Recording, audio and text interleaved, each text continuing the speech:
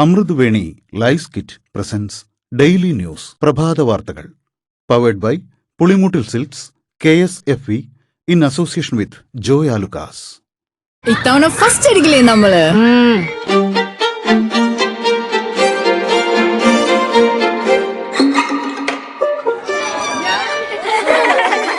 കുട്ടികൾക്കൊക്കെ പെയിൻ ശല്യം ഉണ്ടാകും. അതുകൊണ്ട് ലൈസ് കിറ്റ് ഉപയോഗിച്ച് ക്ലാസ്സിൽ വരാൻ പ്രത്യേക ശ്രദ്ധിക്കണം. ലൈസ് കിറ്റ് ലൈസ് റിമൂവർ പെയിൻ ശല്യത്തിൽ നിന്നും ഉടനടി ആശ്വാസം.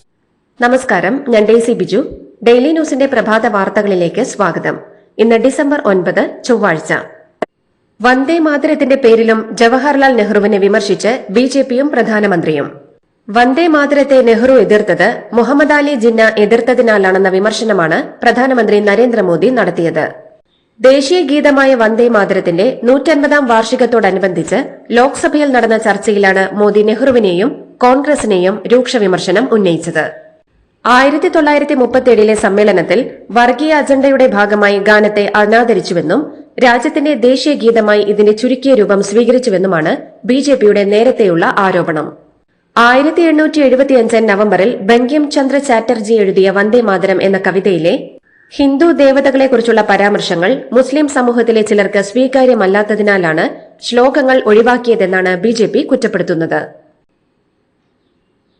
നെഹ്റു വന്ദേ മാതരത്തെ എതിർത്തത് മുഹമ്മദ് അലി ജിന്ന എതിർത്തതിനാലാണെന്ന മോദിയുടെ വിമർശനത്തിന് പ്രതികരണവുമായി കോൺഗ്രസ് നേതാവ് പ്രിയങ്ക ഗാന്ധി. മുസ്ലിം ലീഗിന്റെ സമ്മർദ്ദത്തിന് വഴങ്ങി വന്ദേ മാതരത്തിലെ പ്രധാന വരികൾ നെഹ്റു ഒഴിവാക്കിയെന്ന വിമർശനം വർഗീയവാദികൾ പിന്നീട് നിർമ്മിച്ച നുണയാണെന്ന് 1937 നെഹ്റു സുഭാഷ് ചന്ദ്രബോസിന് എഴുതിയ കത്ത് ചൂണ്ടിക്കാട്ടി പ്രിയങ്ക മറുപടി നൽകി.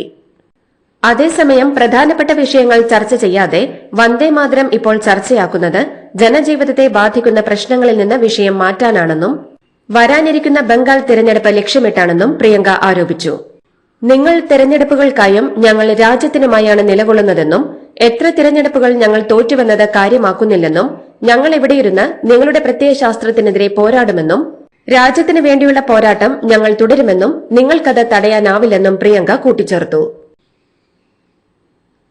പ്രധാനമന്ത്രിയും BJPയും തുടർച്ചയായി നടത്തുന്ന നെഹ്റു വിമർശനങ്ങൾക്കെതിരെ പാർലമെന്റിൽ കടന്നാക്രമണം നടത്തി പ്രിയങ്ക ഗാന്ധി.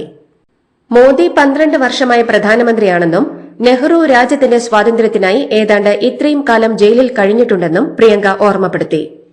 പിന്നീട് 17 വർഷം പ്രധാനമന്ത്രിയായ കാലയളവിൽ അദ്ദേഹം ISRO സ്ഥാപിച്ചില്ലായിരുന്നെങ്കിൽ മംഗൾയാൻ ഉണ്ടാകുമായിരുന്നില്ലെന്നും DRDO തുടങ്ങിയിട്ടില്ലായിരുന്നെങ്കിൽ തേജസ് ഉണ്ടാകുമായിരുന്നില്ലെന്നും അദ്ദേഹം IITകളും IIMകളും സ്ഥാപിച്ചില്ലായിരുന്നെങ്കിൽ IT രംഗത്തെ കുതിപ്പ് ഉണ്ടാവുമായിരുന്നില്ലെന്നും നെഹ്റു എയിംസ് തുടങ്ങിയില്ലായിരുന്നെങ്കിൽ കോവിഡിനെ എങ്ങനെ പ്രതിരോധിക്കുമായിരുന്നുവെന്നും പ്രിയങ്ക ചോദിച്ചു. സംസ്ഥാനത്തെ തദ്ദേശ തിരഞ്ഞെടുപ്പിലെ ആദ്യഘട്ട വോട്ടെടുപ്പ് ഇന്ന്. തിരുവനന്തപുരം മുതൽ എറണാകുളം വരെയുള്ള 7 ജില്ലകളാണ് ഇന്ന് പോളിംഗ് ബൂത്തിലേക്ക് നീങ്ങുന്നത്. തിരുവനന്തപുരം, കൊല്ലം, പത്തനംതിട്ട, ആലപ്പുഴ, കോട്ടയം, ഇടുക്കി, എറണാകുളം എന്നിവിടങ്ങളിൽ ത്രിതല പഞ്ചായത്തുകളും നഗരസഭകളും ഉൾപ്പെടെ 595 തദ്ദേശ സ്ഥാപനങ്ങളിലെ 11,168 വാർഡുകളിലേക്കാണ് വോട്ടെടുപ്പ് നടക്കുന്നത്. 36,630 സ്ഥാനാർത്ഥികളാണ് ജനവിധി തേടുന്നത്. രാവിലെ 7 മണി മുതൽ വൈകിട്ട് 6 മണി വരെയാണ് പോളിംഗ്. 1.32 കോടിയിലധികം വോട്ടർമാർക്കായി 15,432 പോളിംഗ് സ്റ്റേഷനുകൾ ഒരുക്കിയിട്ടുണ്ട്. വോട്ടെടുപ്പിനായി 1.80 ലക്ഷം ഉദ്യോഗസ്ഥരെയും 70,000 പോലീസുകാരെയുമാണ് നിയോഗിച്ചിട്ടുള്ളത്. മലപ്പുറം മൂത്തേടം പഞ്ചായത്തിലെ 7ാം വാർഡിൽ UDF സ്ഥാനാർത്ഥിയായ വെട്ടത്ത് ഹസീന മരിച്ചതിനെ തുടർന്ന് വാർഡിലെ തെരഞ്ഞെടുപ്പ് മാറ്റിവെച്ചു. ഇന്നലെ രാത്രി വരെ നീണ്ട പ്രചാരണത്തിന് ശേഷം വീട്ടിലെത്തിയ ഉടനെ കുഴഞ്ഞു വീഴുകയായിരുന്നു. പായിമ്പാടം അങ്കണവാടി അധ്യാപികയായ ഹസീന മുസ്ലിം ലീഗിന്റെ സജീവ പ്രവർത്തകയായിരുന്നു. അതേസമയം തിരുവനന്തപുരം കോർപ്പറേഷൻ വാർഡായ വിഴിഞ്ഞം 66ാം വാർഡിലെ സ്വതന്ത്ര സ്ഥാനാർത്ഥിയായി മത്സരിച്ചിരുന്ന വിഴിഞ്ഞം കോട്ടപ്പുറം 5 നിവാസിൽ ജസ്റ്റിൻ ഫ്രാൻസിസ് അപകടത്തിൽ മരിച്ചതിനെ തുടർന്ന് ഈ വാർഡിലെ തെരഞ്ഞെടുപ്പും മാറ്റിവെച്ചു. കേരള അന്താരാഷ്ട്ര ചലച്ചിത്രമേളയുടെ സെലക്ഷൻ സ്ക്രീനിംഗിനിടെ ലൈംഗിക അതിക്രമം നടത്തിയെന്ന പരാതിയിൽ CPM സഹയാത്രികനും മുൻ ഇടത് MLAയുമായ സംവിധായകൻ PT കുഞ്ഞുമുഹമ്മദിനെതിരെ കേസെടുത്തു. ഹോട്ടൽ മുറിയിൽ വെച്ച് കുഞ്ഞുമുഹമ്മദ് ലൈംഗിക അതിക്രമം നടത്തിയെന്നാണ് ചലച്ചിത്ര പ്രവർത്തക പരാതി നൽകിയത്. 1 മാസം മുൻപാണ് കേസിനാസ്പദമായ സംഭവമുണ്ടായത്. തുടർന്ന് ചലച്ചിത്ര പ്രവർത്തക മുഖ്യമന്ത്രിക്ക് പരാതി നൽകുകയായിരുന്നു. IFFK യിലേക്കുള്ള മലയാള സിനിമകൾ തിരഞ്ഞെടുക്കാനുള്ള സമിതിയുടെ അധ്യക്ഷനാണ് PT കുഞ്ഞുമുഹമ്മദ്. സമിതി അംഗമാണ് പരാതിക്കാരി. IFFK സ്ക്രീനിംഗിനിടെ ആരോടും അപമര്യാദയായി പെരുമാറിയിട്ടില്ലെന്ന് സംവിധായകൻ PT കുഞ്ഞുമുഹമ്മദ്. പരാതിക്കാരി തെറ്റിദ്ധരിച്ചതാകാമെന്ന് പറഞ്ഞ കുഞ്ഞുമുഹമ്മദ് തനിക്കെതിരെ മുൻപൊരിക്കലും പരാതി ഉണ്ടായിട്ടില്ലെന്നും അവരോട് മാപ്പ് പറയാൻ തയ്യാറാണെന്നും പറഞ്ഞു. രാഹുൽ മാങ്കൂട്ടത്തിലിനെതിരായ രണ്ടാമത്തെ ബലാത്സംഗ കേസിൽ മുൻകൂർ ജാമ്യാപേക്ഷയിൽ വാദം പൂർത്തിയായി. മുൻകൂർ ജാമ്യാപേക്ഷയിൽ ഡിസംബർ 10 തിരുവനന്തപുരം പ്രിൻസിപ്പൽ സെഷൻസ് കോടതി ഉത്തരവ് പറയും. അടച്ചിട്ട കോടതി മുറിയിലാണ് മുൻകൂർ ജാമ്യാപേക്ഷയിൽ വാദം നടന്നത്. പ്രോസിക്യൂഷന്റെ ആവശ്യം അംഗീകരിച്ചുകൊണ്ടാണ് അടച്ചിട്ട മുറിയിൽ വാദം കേട്ടത്. അതേസമയം ജാമ്യാപേക്ഷയിൽ ഉത്തരവുണ്ടാകുന്നതുവരെ നിർബന്ധിത നിയമ നടപടികൾ പാടില്ലെന്ന് കോടതി വ്യക്തമാക്കി. ഇതോടെ പോലീസിന് രാഹുലിനെതിരെ അറസ്റ്റ് അടക്കമുള്ള നടപടികളിലേക്ക് കടക്കാനാകില്ലെന്നാണ് ലഭ്യമാകുന്ന വിവരം.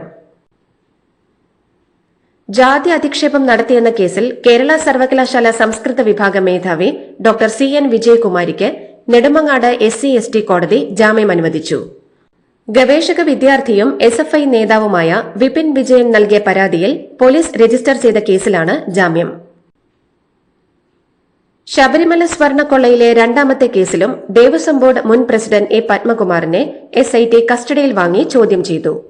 ദ്വാരപാലക ശില്പ കേസിലാണ് കൊല്ലം വിജിലൻസ് കോടതി പത്മകുമാറിനെ ഒരു ദിവസത്തേക്ക് കസ്റ്റഡിയിൽ നൽകിയത്.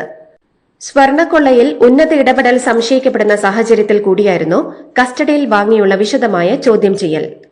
കട്ടിളപ്പാളി കേസിലെ പത്മകുമാറിന്റെ ജാമ്യാപേക്ഷയിൽ വാദം പൂർത്തിയായി. ഈ മാസം 12-ന് വിധി പറയും.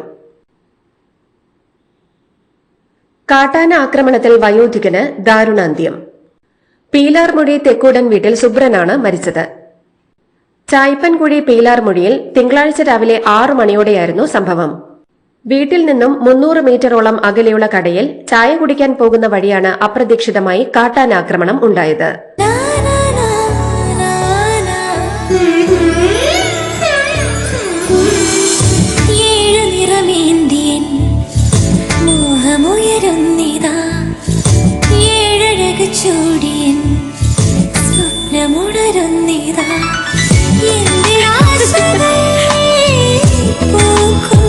പട്ടിന്റെ കയ്യൊപ്പ് സിൻസ് 1924 പുളിമുട്ടിൽ സിൽക്സ്. നടിയെ ആക്രമിച്ച കേസിൽ കോടതി ശിക്ഷിച്ച 1 മുതൽ 6 വരെയുള്ള പ്രതികളെ വിയ്യൂർ സെൻട്രൽ ജയിലിൽ എത്തിച്ചു. ഇവർക്കുള്ള ശിക്ഷ ഈ മാസം 12-ന് വിധിക്കും. അതേസമയം ഗുണ്ടാ സംഘത്തിന് കൊട്ടേഷൻ നൽകി നടിയെ ബലാത്സംഗം ചെയ്യിപ്പിച്ചെന്ന കേസിൽ ദിലീപ് കുറ്റവിമുക്തനെന്നാണ് കോടതിയുടെ വിധി. ദിലീപ് അടക്കം 4 പ്രതികളെ വെറുതെ വിട്ടു. എറണാകുളം പ്രിൻസിപ്പൽ സെഷൻസ് കോടതി ജഡ്ജി ഹണി M വർഗീസാണ് കേരള മനസാക്ഷിയെ ഞെട്ടിച്ച സംഭവത്തിൽ വിധി പറഞ്ഞത്. കുറ്റകൃത്യത്തിന്റെ ഗൂഢാലോചനയിൽ നടൻ ദിലീപിന് പങ്കുണ്ടെന്ന വാദം തെളിയിക്കാൻ പ്രോസിക്യൂഷന് കഴിഞ്ഞിട്ടില്ലെന്ന് കോടതി വ്യക്തമാക്കി. നടൻ ദിലീപിനെ കുറ്റവിമുക്തനാക്കിക്കൊണ്ടുള്ള കോടതി വിധി വന്നതിന് പിന്നാലെ വിമർശനവുമായി എഴുത്തുകാരി സാറ ജോസഫ്. ഇതിലപ്പുറം എന്ത് പ്രതീക്ഷിക്കാൻ? വർഷങ്ങളോളം വലിച്ചു നീട്ടിയത് പിന്നെന്തിനാണെന്നാണ് വിചാരം. തകർന്നു വീഴുന്നതിന് പകരം നിവർന്നു നിന്ന് വിളിച്ചു പറഞ്ഞ ആ പെൺകുട്ടി അവന്റെ മോന്തയ്ക്ക് ചവിട്ടിയ നിമിഷമുണ്ടല്ലോ. ഹലോ, ആ നിമിഷം ജയിച്ചതാണ് അവൾ. പിന്നീടൊരിക്കലും മങ്ങിയിട്ടില്ല അവളുടെ മുഖം. സത്യത്തിന്റെ ജ്വലനമാണത്. ഇരുണ്ടും ഇളിഞ്ഞും ഇക്കണ്ട കാലം നമുക്കിടയിൽ നടന്നവന്റെ മുഖം ഹണി വർഗീസിന്റെ വിധി വന്നിട്ടും പഴയ പോലെ ആയിട്ടില്ലെന്നും കോടതി വിധി തള്ളിക്കളയുന്നുവെന്നും സാറ ജോസഫ് ഫേസ്ബുക്കിൽ കുറിച്ചു. നടി ആക്രമിക്കപ്പെട്ട കേസിലെ കോടതി വിധിയിൽ നിരാശയുണ്ടെന്നും എന്നാൽ അത്ഭുതമില്ലെന്നും ദീദി ദാമോദരൻ. അതിജീവിക്കാൻ ശ്രമിക്കുന്നവരെ തോൽപ്പിക്കാനാണ് ശ്രമം നടന്നത്. വലിയ നിരാശയാണ് തോന്നുന്നതെന്നും ദീദി ദാമോദരൻ പറഞ്ഞു. സിനിമാ സംഘടനകൾ ദിലീപിനെ പുറത്തു നിർത്തിയല്ല പ്രവർത്തിച്ചിരുന്നത്. ജയിലിൽ കാണാൻ പോയത് അവർ തന്നെയാണ്. ദിലീപിനെ അവർ പുറത്തു നിർത്തിയതായി തോന്നിയിട്ടില്ലെന്നും ദീദി ദാമോദരൻ പറഞ്ഞു. നടിയെ ആക്രമിച്ച കേസിലെ ഗൂഢാലോചനയിൽ നടൻ ദിലീപിനെ കോടതി വെറുതെ വിട്ടതോടെ അതിജീവിത നീതി നിഷേധത്തിന്റെ ഷോക്കിലെന്ന് സുഹൃത്തുക്കൾ. അവൾക്കൊപ്പം ക്യാമ്പയിൻ വീണ്ടും സജീവമാക്കിയ പെൺകൂട്ടായ്മ വിധിയിൽ കടുത്ത വിമർശനമാണ് ഉയർത്തുന്നത്. വിധി പകർപ്പ് പരിശോധിച്ച് ഹൈക്കോടതിയിൽ അപ്പീലിനുള്ള തയ്യാറെടുപ്പിലാണ് സംസ്ഥാന സർക്കാരെങ്കിലും കടുത്ത നിരാശയിൽ തുടരുന്ന അതിജീവിത അക്കാര്യം തീരുമാനമെടുത്തിട്ടില്ലെന്നാണ് വിവരം. നടിയെ ആക്രമിച്ച കേസിലെ കോടതി വിധിയെ പരോക്ഷമായി വിമർശിച്ച് ഗാനരചയിതാവും സംവിധായകനുമായ ശ്രീകുമാരൻ തമ്പി. ബംഗാളി നോവലിസ്റ്റ് ബിമൽ മിത്ര എഴുതിയ വിലയ്ക്കു വാങ്ങാം എന്ന പുസ്തകം 3ാം തവണ വായിക്കുകയാണെന്ന ഫേസ്ബുക്കിൽ കുറിച്ച ശ്രീകുമാരൻ തമ്പി, ഈ ഭൂമിയിൽ എന്തിനേയും വിലയ്ക്ക് വാങ്ങാമെന്നും സത്യം, നീതി, നന്മ തുടങ്ങിയ മൂല്യങ്ങളെല്ലാം മഹത് വചനങ്ങളിൽ ഉറങ്ങുകയാണെന്നും കുറിപ്പിൽ പറയുന്നു. നടിയെ ആക്രമിച്ച കേസിൽ തന്നെ പ്രതിയാക്കാനുള്ള ഗൂഢാലോചനയ്ക്ക് തുടക്കമിട്ടത് മഞ്ജു വാര്യർ നടത്തിയ പ്രതികരണത്തിൽ നിന്നാണെന്നായിരുന്നു വിധി പ്രസ്താവനത്തിന് പിന്നാലെ ദിലീപ് നടത്തിയ പ്രതികരണം. ഉന്നത പോലീസ് ഉദ്യോഗസ്ഥ ദിലീപിനെ പ്രതിയാക്കാൻ ഗൂഢാലോചന നടത്തിയെന്ന് ദിലീപിന്റെ അഭിഭാഷകൻ ബി രാമൻപിള്ളയും ആരോപിച്ചിരുന്നു. എന്നാൽ ദിലീപിന്റെ ആരോപണത്തിലോ വിധിയെക്കുറിച്ചോ ഇതുവരെ മഞ്ജു വാര്യർ പ്രതികരിച്ചിട്ടില്ല.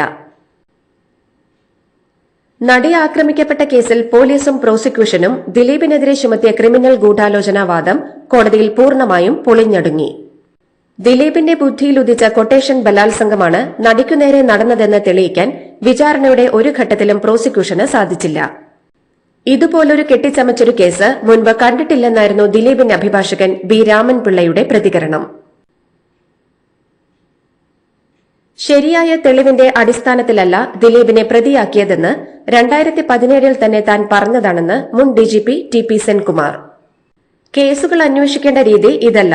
ഒരാളെ പിടികൂടുക, അതിനുശേഷം അയാൾക്കെതിരെ തെളിവുകൾ ഉണ്ടാക്കാൻ ശ്രമിക്കുക, അതിനുവേണ്ടി വ്യാജമായ കാര്യങ്ങൾ ഉണ്ടാക്കുക, ഇങ്ങനെയാണോ കേസ് അന്വേഷിക്കേണ്ടതെന്നും സെൻകുമാർ ഫേസ്ബുക്ക് പോസ്റ്റിൽ ചോദിച്ചു. നടി ആക്രമിക്കപ്പെട്ട കേസിലെ വിധിയിൽ പിടിയുടെ ആത്മാവിന് തൃപ്തി വരില്ലെന്ന് ഭാര്യയും തൃക്കാക്കര എംഎൽഎയുമായ ഉമാ തോമസ്. തെരുവിൽ ആ പെൺകുട്ടി അപമാനിതയായി വിവരമറിഞ്ഞ രാത്രി ഈ വീട്ടിൽ നിന്നാണ് പിടി ഇറങ്ങിപ്പോയത്. തയ്യാറാക്കപ്പെട്ട തിരക്കഥകളെ തകർത്തത്, കോടതിക്ക് മുൻപിൽ മൊഴി കൊടുക്കാൻ പോയത്, അവൾക്ക് നീതി തേടി ഗാന്ധി പ്രതിമയ്ക്ക് മുന്നിൽ രാവും പകലും നിരാഹാരം കിടന്നത്. പിടിയുടെ ആത്മാവ് ഇന്നീ വിധിയിൽ ഒരിക്കലും തൃപ്തിയാകില്ലെന്നും അവർ ഫേസ്ബുക്കിൽ കുറിച്ചു. ദിലീപിന്റെ കള്ളക്കഥ ആരോപണം പോലീസ് അന്വേഷിച്ചു കണ്ടെത്തട്ടെയെന്ന് പൾസർ സുനിയുടെ സഹതടവുകാരനായ ജിൻസൺ. നാളിതുവരെ നിലകൊണ്ടത് അതിജീവിതയ്ക്കൊപ്പമാണ്. ഫോൺ സംഭാഷണങ്ങൾ ഉൾപ്പെടെയുള്ള തെളിവുകളുണ്ട്. ഈ കോടതിയിലെ വിധി പ്രതീക്ഷിച്ചതാണെന്നും ജിൻസൺ പറഞ്ഞു. ഇനിയും പല കാര്യങ്ങളും വെളിപ്പെടുത്താനുണ്ടെന്നും സമയം പോലെ തുറന്നു പറയുമെന്നും ജിൻസൺ പറഞ്ഞു. നടിയെ ആക്രമിച്ച കേസിൽ ദിലീപിനെ കുറ്റവിമുക്തനാക്കിയ വിധിക്കെതിരെ പ്രതികരണവുമായി നിരവധി പേർ രംഗത്ത്. അതിജീവിത നീതി നിഷേധത്തിന്റെ ഷോക്കിലാണെന്നും അവൾക്കൊപ്പം ഉറച്ചു നിൽക്കുമെന്നും റീമ കല്ലിങ്കൽ. നേരത്തെ എഴുതിവെച്ച വിധിയെന്നാണ് ഭാഗ്യലക്ഷ്മി പ്രതികരിച്ചത്. മറിച്ചൊരു വിധി പ്രതീക്ഷിച്ചിരുന്നില്ലെന്ന് പറഞ്ഞ കെ അജിത, ദിലീപ് കുറച്ചുനാൾ ജയിലിൽ കിടന്നതു തന്നെ വലിയ കാര്യമെന്നും പ്രതികരിച്ചു.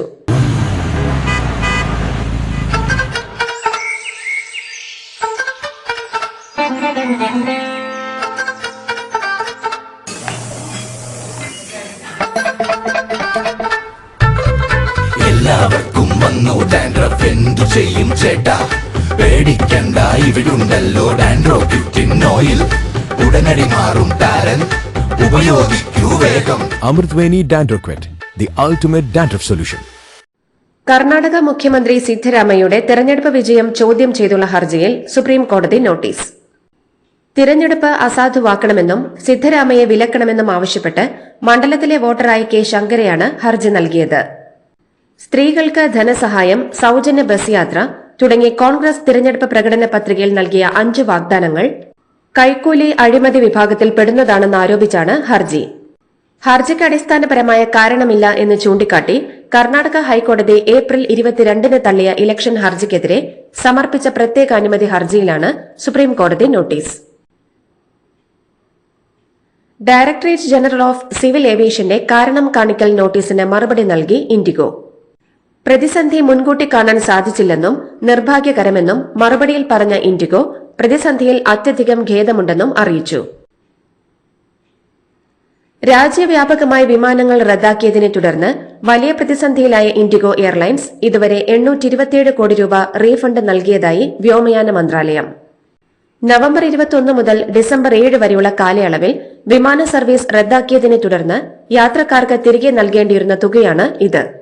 ഈ ദിവസങ്ങളിലുണ്ടായ ഇൻഡിഗോ പ്രതിസന്ധി 5.8 ലക്ഷത്തിലധികം യാത്രക്കാരെയാണ് ബാധിച്ചതെന്നും മന്ത്രാലയം വ്യക്തമാക്കി.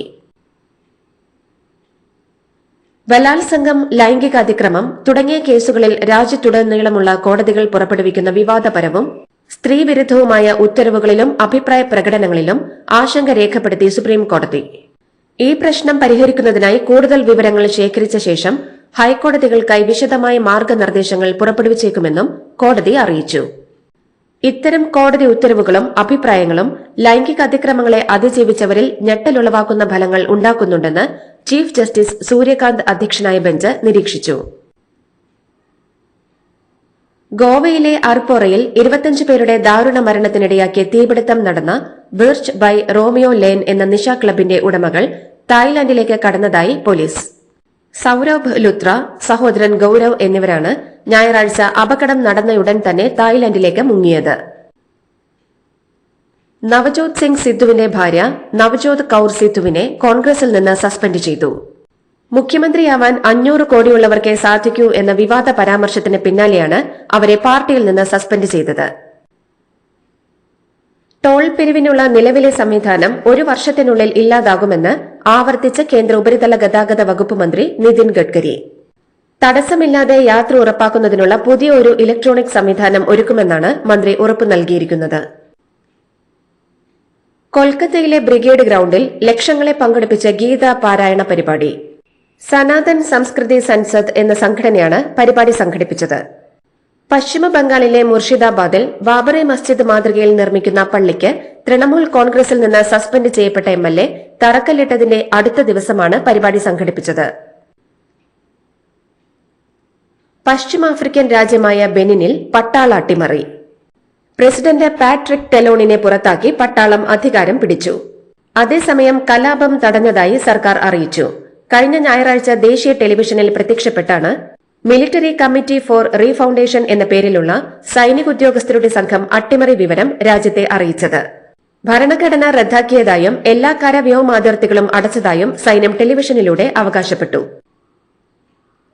കുടിയേറ്റക്കാരെ അധിക്ഷേപിച്ച US വൈസ് പ്രസിഡന്റ് JD വാൻസിന് രൂക്ഷ വിമർശനം. കൂട്ടമായുള്ള കുടിയേറ്റം അമേരിക്കക്കാരുടെ സ്വപ്നങ്ങളെ കവർന്നെടുക്കുന്നു എന്നാണ് JD വാൻസ് പറഞ്ഞത്.